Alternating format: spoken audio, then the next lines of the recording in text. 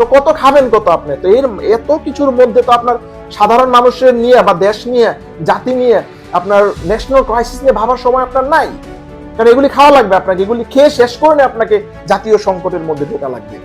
মাথা নষ্ট হয়ে গেছে আমাদের, বুঝছেন, ব্রেন নষ্ট হয়ে গেছে। আর বাবা যে ঋণ খেলাপি, ওই চিন্তার চেয়ে বেশি, সবচেয়ে বেশি চিন্তা করতেছে যে রাজসান্দার ছোট ভাই ওর মতো পুচকা পোলা কিভাবে এত দামি একটা গাড়ি তার বাবাকে গিফট করলো। এই যে হিংসাত্মক মনোভাব আমাদের মধ্যে, এই যে হিংসার চর্চা আমরা করতেছি আমাদের মনে, নীরবে নিবৃতে আমাদের মনের অজান্তেই, আমার কাছে মনে হয় এই হিংসার বলেই হচ্ছে এই ছেলেটা, আর কিছুই না।